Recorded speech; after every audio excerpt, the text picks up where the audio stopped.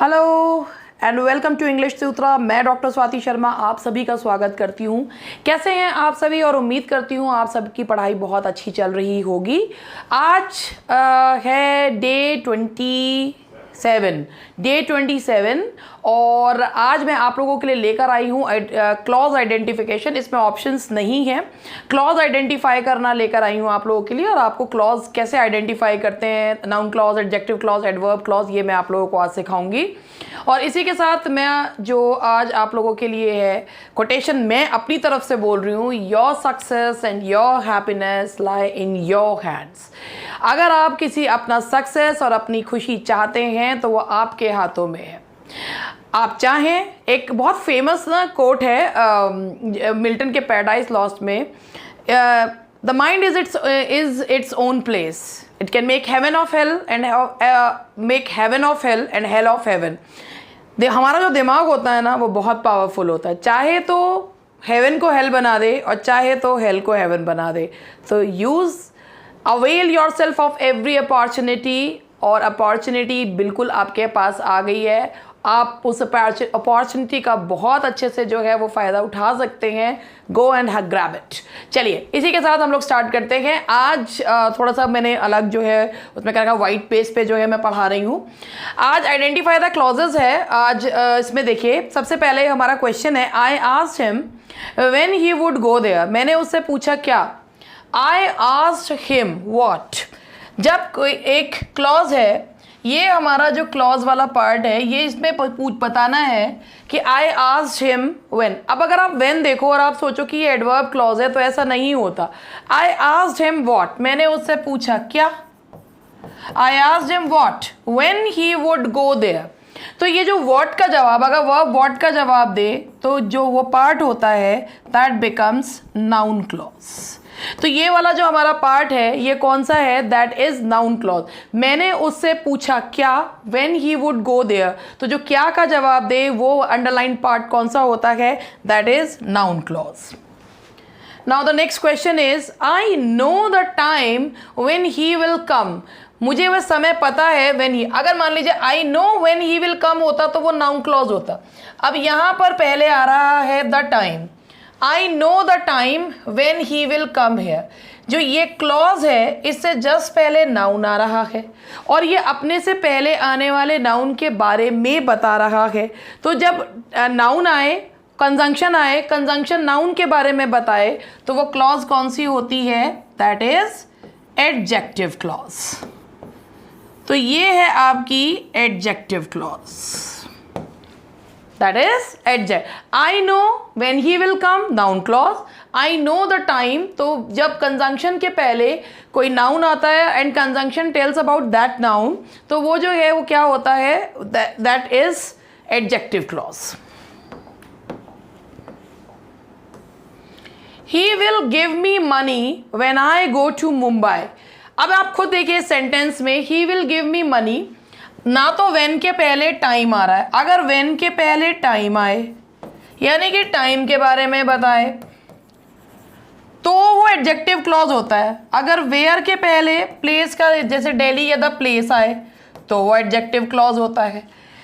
कुछ भी नाउन दे रखा हो तो वो एडजेक्टिव क्लॉज हो जाए, ऐसा नहीं होता। ही विल गिव मी मनी, ये जो गिव है अगर इससे व्हाट पूछेंगे तो ये जवाब दे रहा है किसका, मनी का। He will give me money when, अगर आप व्हेन पूछते हैं तो when I go to Mumbai. He will give me money when I go to Mumbai. तो आप ये देखिए ये जो गिव है ये व्हेन का जवाब दे रहा है यानी कि कब का। तो ये वाला जो क्लॉज है that is adverb clause of time. ये है आपका adverb clause of time, that is। I shall not tell you where he lives।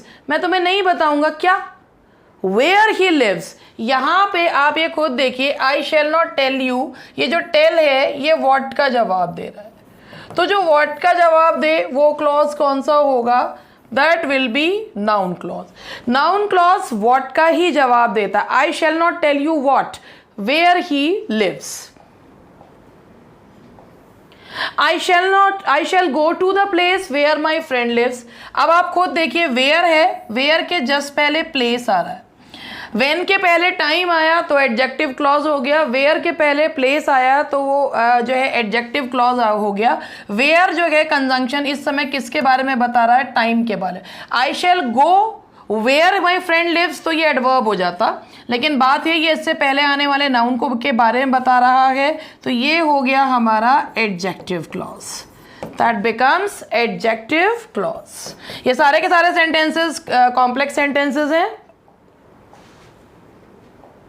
Now the next question, I shall go where my friend lives. मैं वहां जाऊंगा कहाँ? Where my friend lives. तो ये जो गो है, गो जवाब दे रहा है कहाँ का।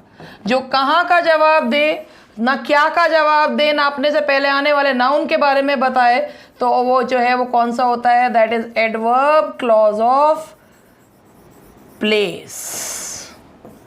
ये है आपका adverb clause of place. I don't know if he will come. मुझे नहीं पता क्या?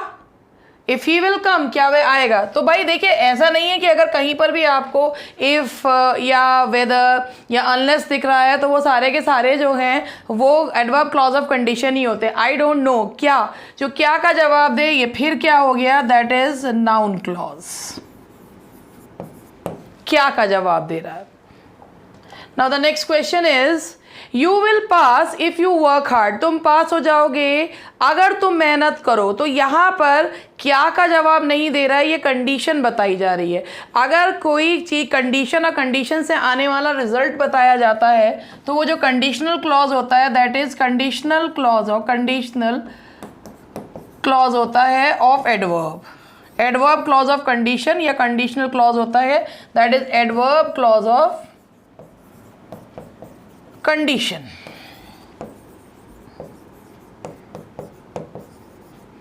ठीक है, adverb clause of condition.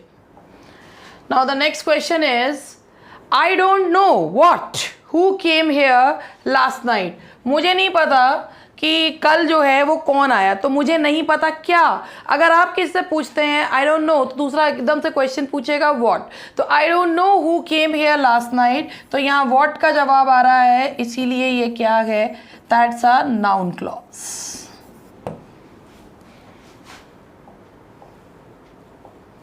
Now the next question is, I know the boy who came here last night. I know the boy. मैं जानता हूँ उस लड़के के बारे में। अब here जो कंजंक्शन है ये इस boy के बारे में बता रहा है, तो यहाँ पर I know who came here, I know what होता तो ये हो जाता noun clause, लेकिन ये बता रहा है लड़के के बारे में, और अगर कंजंक्शन noun के बारे में बताए तो वो क्या हो जाता है? That becomes adjective clause. तो ये है हमारा adjective clause. Now the next question, I know the man whom everybody likes. I know the man. Here again, ये जो whom है ये man के बारे में बात कर रहा है, तो I know the man whom everybody likes ये complex sentence है हमारा, क्योंकि इसमें दो clauses हैं। देखिए, I know the man principal, whom everybody likes that is subordinate clause, subordinating conjunction हमारा ये है, और ये जो whom है ये किसके बारे में बता रहा है? the man के बारे में बता रहा है, तो ये again this is adjective clause, ये है adjective clause। ठीक है। Now the next one is, I don't know whom she is teaching. I don't know what, ना तो किसी नाउन के बारे में बता रहा है, ना कोई when, where, how का जवाब दे रहा है। no से पूछ रहे हैं क्या, तो ये हो गया आपका noun clause. I don't know क्या, whom she is teaching, तो ये हो गया आपका noun clause. Next, I cannot say, अगर आप किसी से पूछते हैं मैं नहीं कह सकती क्या, whose book this is, ये किसकी किताब है, तो whose book this is ये फिर क्या का जवाब दे रहा है, और जो क्या का जवाब दे वो फिर क्या हो जाता है? that is noun clause।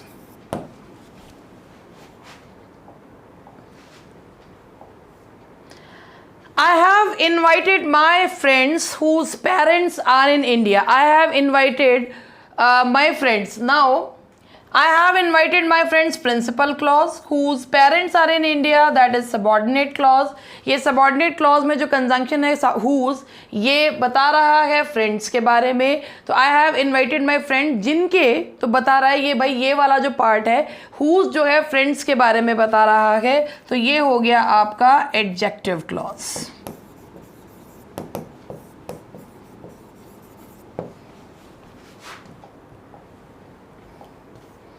Do you know which his house is, तुम्हें पता है क्या उसका घर कौन सा है. तो विच से शुरू होने वाली हर चीज एडजेक्टिव क्लॉज नहीं होती. अगर ये होता do you know the house, तो अगर ये होता do you know the place where he lives, by place की बात करते, हाउस की बात करते, तो वो उसे मॉडिफाई करता, उसके बारे में बताता, तो वो एडजेक्टिव क्लॉज होता. डू यू नो वॉट, तो वॉट का जवाब दे रहा है, तो फिर ये क्या हो गया, it is noun clause. That is noun clause. I know the house which he got built last year. मुझे वह घर पता है जो उसने पिछले साल बनवाया था. अभी मैंने थोड़ी देर पहले I know the house. अब यहाँ देखिए ये principal clause, I know the house. House मुझे वो घर पता है जो उसने पिछले साल बनवाया था. I know the house. अब ये जो विच है ये बात कर रहा है किसके बारे में, हाउस के बारे में. अब अगर हाउस के बारे में बात कर रहा है तो ये कौन सा क्लॉज हो गया, दैट इज एडजेक्टिव क्लॉज. बड़ा सिंपल है, इनको याद रखना भी कोई मुश्किल काम नहीं है. I know the house which he got built last year. अगर सिर्फ नो आता और उसके बाद कोई वॉट का जवाब आता तो दैट इज नाउन क्लॉज. अगर नो के बाद नाउन आ रहा है और जो कंजंक्शन है वो उस नाउन के बारे में बता रहा है तो एडजेक्टिव क्लॉज. अगर वर्ब जो है वो when, how, where, condition, manner वगैरह के बारे में बता रहा है, कॉज और रीज़न के बारे में बता रहा है, तो एडवर्ब क्लॉज हो जाता है. He gave me the same book that I wanted. He gave me the same book. अब आप खुद देखिए, अगर यहाँ पर हम सेंटेंस को, अब आप ध्यान से पढ़िए, He gave me the same book. उसने मुझे वही किताब दी that I wanted. ये जो that है, माना ये जो that है, ये कंजंक्शन जो यूज़ होता है नाउन क्लॉज को बताने के लिए होता है. He gave me the same book. बात बुक की जा रही है, इसीलिए जो दैट कंजंक्शन है वो किसके बारे में बता रहा है, बुक के बारे में बता रहा है. इसीलिए ये जो क्लॉज है that is adjective clause. That is adjective clause. I know what, मुझे पता है क्या, दैट ही विल कम, कि वह जरूर आएगा. तो आई नो, जब नो है तो ये जो दैट है, आई नो, ये जो दैट है आपका, that is I know that he will come, ये आपका नाउन क्लॉज है. ये हो गया आपका noun clause.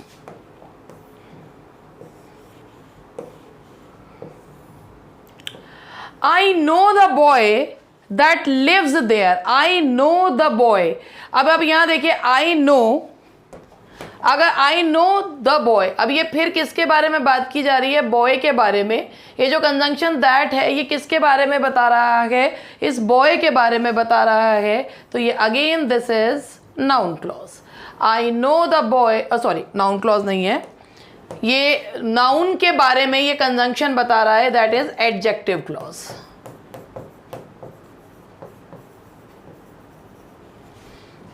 And the last question of today is I am happy that she is successful. I am happy that she is successful. अगर आप ये देखिए, I am happy, why? I am happy that she is successful. तो भाई अगर हमें अब जो why का जवाब दे रहा है, I am happy, why? That she is successful. I am happy what का जवाब नहीं दे रहा, किसी चीज़ को मॉडिफाई नहीं कर रहा. I am happy why, why का जवाब दे रहा है. तो जो है यहाँ पर ये है हमारा एडवर्ब क्लॉज.